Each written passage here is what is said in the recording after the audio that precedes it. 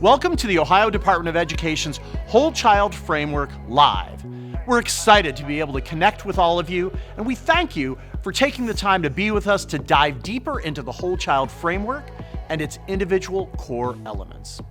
As a quick refresher, over this multi-part series, we're deconstructing the Whole Child Framework, explaining its individual tenets, the practices that are under those tenets, and using this opportunity with all of you to showcase some of the amazing work from districts that we're seeing across the state. This is the last episode of a three-part series. If you didn't get a chance to tune in for the first or second segment, I highly recommend viewing them at the links provided in the description below. As a quick overview, we've been discussing how the Whole Child Framework ties back to Ohio's strategic plan, Each Child, Our Future. How community and family partnerships are the strong base that encompasses every aspect of the framework. And we focused on 4 of the 5 tenets of the framework so far: health, safety, supported, and engaged. Through this series, I've also had the chance to speak with a number of Ohio's districts about the great initiatives they've put into place that align with the individual tenets.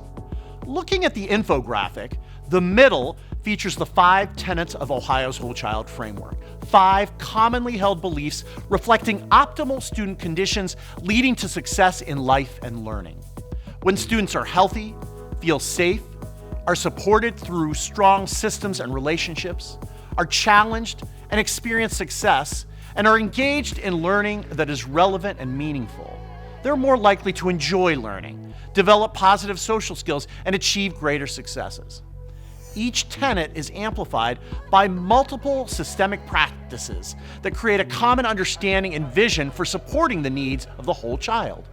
Today, we look to explore the last of these tenets, challenged, a little more in depth. As educators, we want our students to experience lifelong success, no matter what post-secondary path they choose. This is why it's critical that our schools provide challenging learning opportunities, real-world experiences, opportunities to learn and grow with technology, and a global awareness that provides curriculum and instruction that challenges students to think outside of their own individual life experiences. Preparing students for further education, careers, and contributions to society starts by providing a strong evidence-based curriculum and instruction that demonstrates high expectations for each student's individual development. Lastly, we're preparing students for success when we use data sets and continuous improvement practices to ensure a student's academic and personal growth by assessing extracurricular, co-curricular, and community-based experiences. Earlier today, I had the opportunity to speak with several educators that are making incredible strides with initiatives that align with the challenged tenet. My guests included the CEO of the Cleveland Metropolitan School District, Eric Gordon, as well as the Ohio School for the Deaf Superintendent, Dr. Lugenia Manus, and teacher, Tamara Burnett. The conversation covered a lot of ground, but we focused in on Say Yes Cleveland, a nonprofit providing support services and scholarships to students, as well as the School for the Deaf's Spartan Coffee Shop and 4+ programs, both providing an entrance into the world of work after graduation. Let's take a look.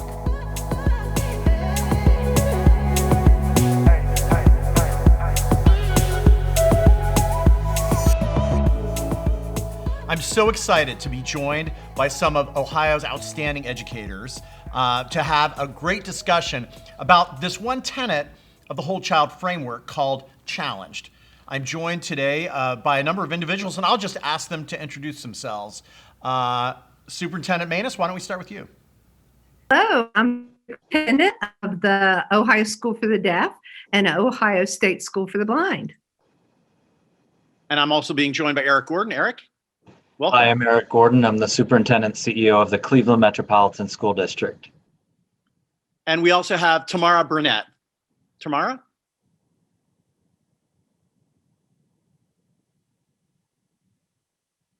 Yes, hello. I'm Tamara Burnett Penny, and I'm a high school special needs teacher at the Ohio School for the Deaf. I am also here to introduce the two interpreters that will be interpreting for us. We'll have Kelly and Christy interpreting. Great, thanks. So let's dive into this idea of challenged, right? And I think we've all experienced it in our own lives. Sometimes you need to, strive for something. You need to be inspired and maybe push yourself beyond maybe what you might otherwise be capable of handling in order to really show what you can do and reach those high points in your trajectory. Eric, talk a little bit about, you're doing some exciting work in Cleveland that I know you're excited about, I'm excited about. Put it on the table for us. So, Paula, one of the things that we saw in Cleveland is that challenge too often became frustration, and that there wasn't enough space for the student agency and the family agency to stay in that productive struggle. And what we identified is that for many of my students and families, their education experience was so disruptive by all of the barriers that they face that they weren't able to stay in a productive struggle, but instead quickly moved to frustration. And so about 2 years ago, we launched Say Yes to Education Cleveland, which is a citywide community wraparound effort to block all of the barriers that students face in their school journey so that they can be focused on their education and get to that productive struggle. That includes things like their integrated healthcare needs, basic food needs, law services, if families are dealing with custody issues or tenant issues, any number of those social needs, as well as tuition scholarships to ensure that that productive struggle pays off with a college education, just like it would in a middle or upper middle income community. So we're really, really excited. We're 2 years in, seeing great results and really seeing us unlock the potential that was hidden by the poverty that so many of my community face. Yeah. I love the fact that you have both this support component and then the scholarship component that really kind of provides that boost to the next step. Can you talk a little bit about how it's all starting to play out with your students? So in the scholarship side, we're in the second year of offering tuition scholarships to any graduate that has finished 4 years of high school in Cleveland. They get full tuition after their Pell eligibility.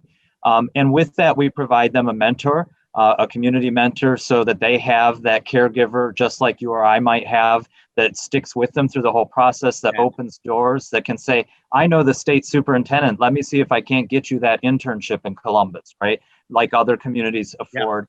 And a high level of support on campus, particularly for my community, 86% people of color, who often get plunged into white campuses and then find themselves feeling very isolated. So it has a social justice impact as well. On the support side, we now have half of our schools who have a family support specialist, essentially a social worker, that has access to the 211 database and that is able to identify any problem that a student or their family is having and immediately apply solutions to it.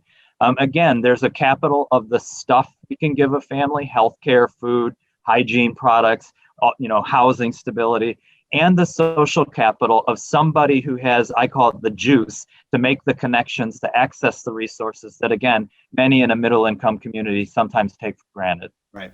That's fantastic. So, Lou Manus, I'm going to turn to you. Say a little bit, I mean, this notion of challenge, your students, already have significant challenges that, and I'm always amazed when I interact with them because what they're able to accomplish is absolutely incredible. But you go the extra mile to make sure that you do your due diligence in preparing them for what's going to be their future. Say a little bit about what you're doing. So we have, we're proud that we have the K-12 Deaf Plus program and our Plus program. They are committed to providing deaf and hard of hearing students with entrance into the real world. They have additional disabilities such as autism, cognitive delays, or physical disabilities, and challenging them to be able to go out into that world of work, feel confident and safe, And the work exploration programs that we have, both on and off campus, are led by our teacher of the deaf, Tamara Burnett Penny. We have a similar MD program at the Blind School that provides independent living skills as well as the academic support. And Tamara, we're going to have Tamara share about the Deaf Plus program, and then I'll follow up with the 4 Plus. Great. Tamara? All right, speaking. Thank you so much. I think with the Deaf Plus program, it's really integrated within our school program K through 12 for Deaf Plus students that have additional disabilities with deafness. And it's an emphasis on our special needs program. And we've changed our program to become more of a positive approach, with it being labeled as a Deaf Plus program. And again, that includes students with autism, physical disabilities, cognitive delays, etc. So any additional disability that they're experiencing with deafness. So we at the present have 4 separate classes through K through 12, and we are anticipating growth in those programs. It's a critical part of the program, which is the coffee shop that I will expand a little bit more on. But our students are running their own business essentially on Thursdays every week. And it's very exciting to see the students succeed in that. We've done it for about 10 years now, and it's teacher and student led, and we've continued to see each year grow in that, which is an exciting endeavor. Great, Tamara. So tell us a little bit more exactly how does it work, and what do you think your students are gaining in that kind of experience?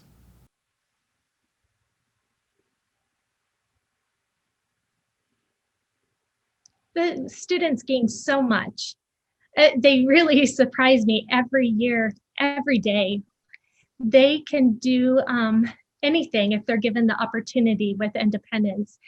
Teachers can guide them, but we're focusing on empowering the students. We're really actually seeing their academic skills. When we're teaching in the academic classroom environment, it doesn't have that meaning. Yeah. However, if they're in a situation where they have to use the terminology that they're learning, they're applying those skills that they've learned in the classroom as a real life application, their skills really do soar with that. That's providing some self-confidence, and they really just skyrocket from that experience. And as you know, with deafness, there are many people that unfortunately don't speak our language. So the coffee shop gives an opportunity for the students to use any kind of communication skills that they have in addressing those issues by practicing how to engage with the community that maybe not know sign language. Mm-hmm. So we started the coffee shop where Mondays we will go to a local Kroger's grocery store. They are given a shopping list and they go into the store searching for the items that they need. Now we anticipate that the students will go in and will have some struggle finding some items, but problem solving in those experiences. On Tuesdays and Wednesdays is a bake sale where we're preparing the items, we're baking and following recipes and applying the skills there in preparation for our Thursday coffee shop, which is a day where we have a lot of customers that see us providing the coffee shop items that include smoothies, baked goods, and it's just been a wonderful experience for them. Nice, nice. I love what you're saying, because I mean, this is really true for so many students, is that the academic learning becomes real when you're using it in a, in a kind of a real world setting. And that makes the relevancy, right? You might sit in math class and think, when am I going to use this? Whereas in your setting, you're saying, hey, you're going to use those math skills, or you're going to use those, interactive skills with other people, as just part of helping this business be successful. And I've got to imagine the students really take well to that. Mm-hmm. I want to talk a little bit about the partnership piece of the Whole Child Framework. Eric, you've got this great program. How do family partnerships and community partnerships enter into creating the support structures for students? So the model we've implemented in Cleveland over many years that led to Say Yes is a model that really embraces that the education of our children is the city's problem. It's not the school districts. Yeah, I it's love the that. city's challenge. And so that has led to any number of public-private partnerships, including most recently Say Yes. So Cuyahoga County actually provides a significant portion of the funding that puts our family support specialists in place. The city of Cleveland has opened up their recreation centers to provide youth counseling and support services. The district contributes, our philanthropy community, our faith leaders and partners are engaged, our business community is engaged. It truly is an all-in effort. The family obviously is critical as well.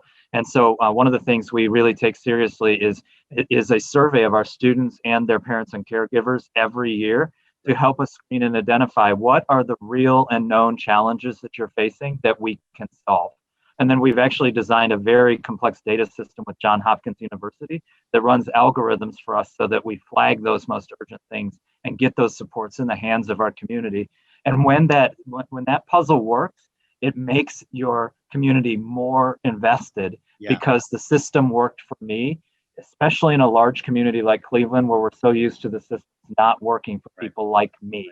But when a family experiences that, then they come back for more. And it has a self-fulfilling kind of prophecy. Builds its own momentum, right? That's right. Yeah, I love that because, I mean, I think if a student hears a theme reinforced in all the settings that they exist, it really drives that message home. And it sounds like that's what you're describing when all these partners are brought to the table. Yeah, one of the most important things that I've seen already is the number of students, young people, who have said out loud, I was afraid to think I could go to college, that are no longer afraid. Yeah. And then parents of very young children who finally can say, when you go to college, what will you do? That as a parent who loves their children and couldn't make that same promise, wasn't in the grocery store at Kroger saying that to their children right next to their peers. And so in a very short time, just commitments from our community around making sure kids can go to college and it's affordable. Our community raised $93 million for a 25-year program. Now a kindergarten parent, a parent of a kindergartner, knows that for 12 years, there's a guarantee.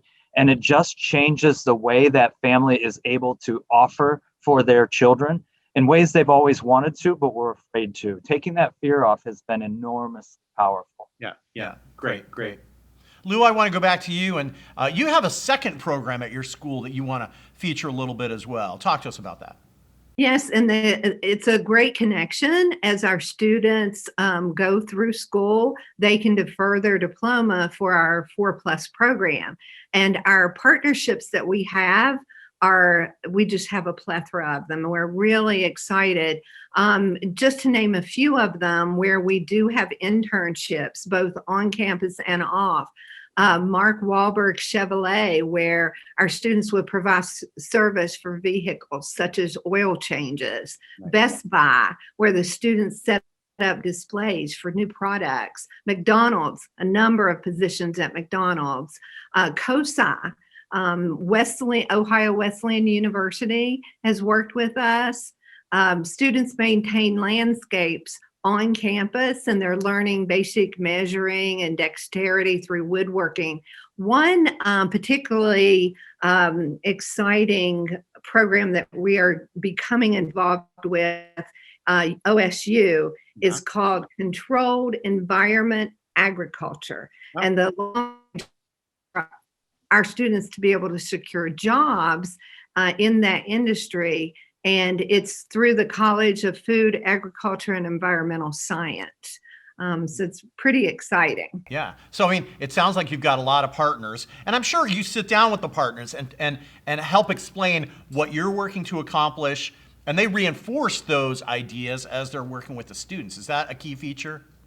Absolutely. And many of the teachers, for example, at Kroger's, we have a student who works in produce at Kroger's, and we'll make a plan to actually go visit and see the student as they're working, and using sign language, and making sure, like, the HR director has some sign as well. It's certainly a strong partnership. Nice.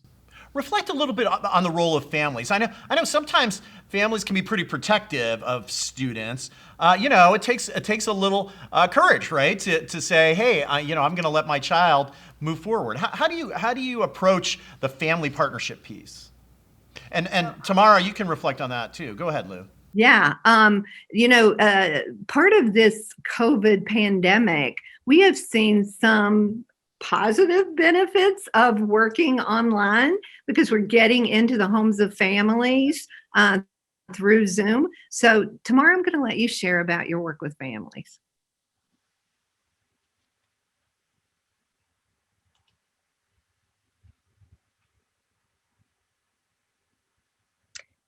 So as a deaf adult working with deaf and hard of children with special needs, it's important to let the families know that their students can be successful. If we are giving them the tools to do so, they can succeed.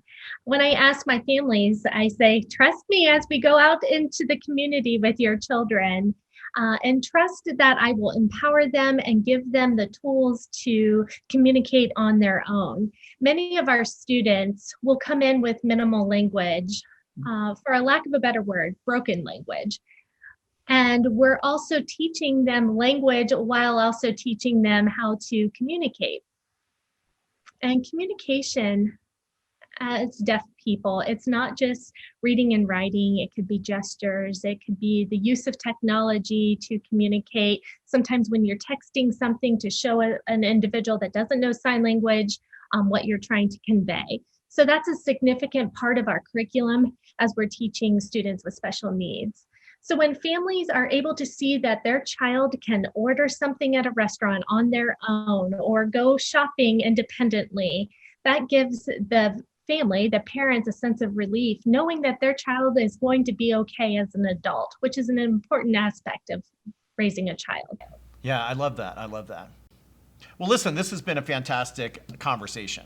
Thank you so much. You've done a brilliant job of illustrating this notion of challenged and all its different nuances, including this concept that it really takes, there need to be supports to make that challenged part of the framework, productive, so that a student doesn't get discouraged, a student doesn't, give up, or a student feels like there's reinforcements for them to continue to persist and reach the goals that they want. And so I salute both of you. Thank you so much for joining me today. This has been great conversation. Keep up the great work you're doing. And of course, we're using you as an example to others. And I hope the listeners are understanding what this idea of challenge looks like and are inspired by each of you to do great things for their students as well. Thanks so much. Keep up the great work you're doing. Thank you. Thanks for including us. Thank you.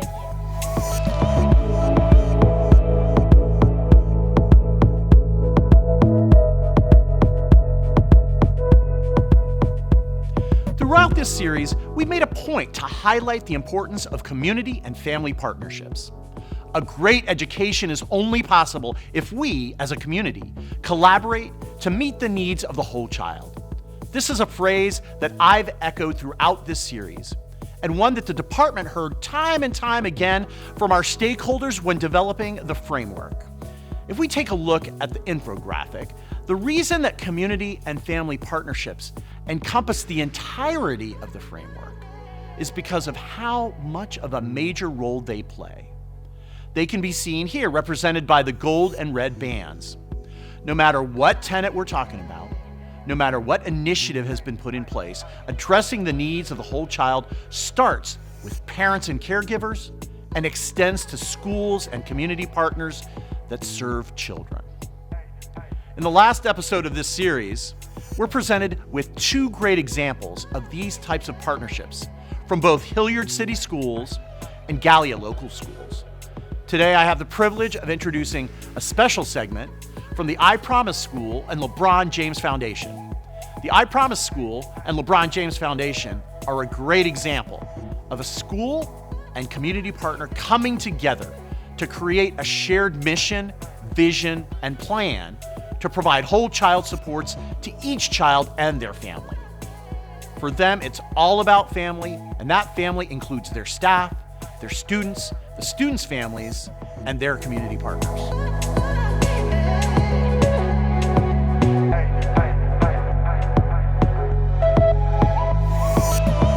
name's Brandy Davis, and I'm principal of the I Promise School. Hi, my name is Michelle Campbell, and I am the Executive Director of the LeBron James Family Foundation. So we are here at the I Promise School, where we built a curriculum and a home around educating the whole child and the whole family. Let's first talk about what makes our family-first environment unique. The I Promise School is part of the Akron Public Schools system.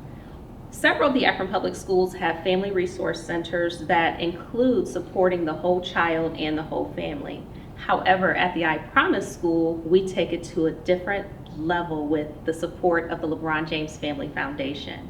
We look at social emotional learning curriculum and wraparound supports in our very own Family Resource Center. So all of the resources that the LeBron James Family Foundation brings to the table at the I Promise School come through our Family Resource Center on the first floor, and it's all centered around a We Are Family philosophy. And honestly, what really makes this possible and everything that we do are the partnerships that we've created along the way. Our partnerships, first and foremost, with Akron Public Schools, they allow us to partner with them and be in the I Promise School. Our partnerships with our families and all of our partners in the Family Resource Center. In addition, we also work with parents, staff, and students. They are considered our partners as well. We believe what's happening inside these walls with these students and families is truly special in creating an environment where families can not only learn and thrive, but aim higher than they ever thought possible. And we couldn't do it alone. It takes an entire community to rally together to truly create change. But together we are redefining what education, family, and a community looks like. By working together, the I Promise School and the LeBron James Family Foundation, it truly shows that collaboration and our We Are Family philosophy on how we can embrace what our students need, our staff needs, and our family needs all rolled into one.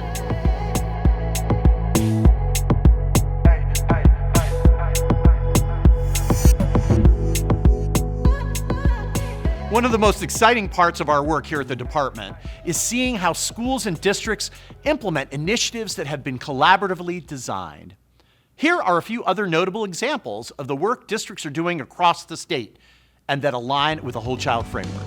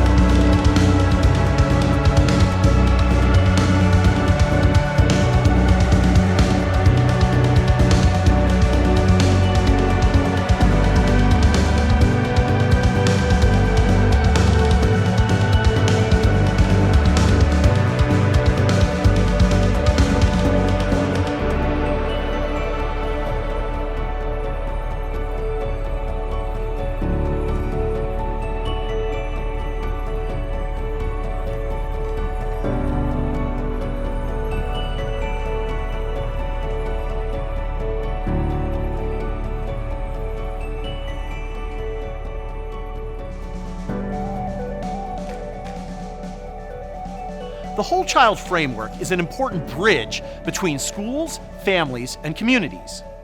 However, the framework itself is just the foundation. The real successes come from how you utilize the framework to create extraordinary learning environments for your students. While this is the last of our segments on the Whole Child framework, there's still a lot of work we have to do.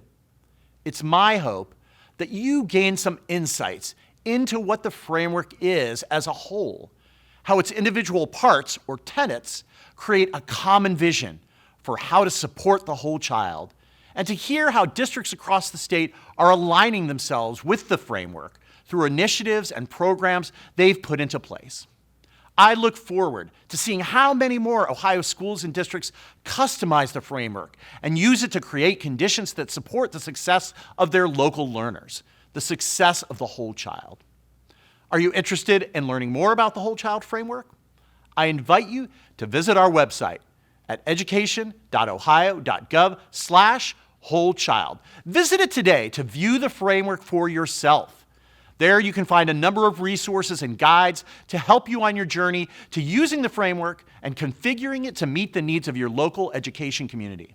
As always, feel free to contact us with any questions or suggestions that you may have on implementation or other ideas. Thanks for what you do each and every day for Ohio students.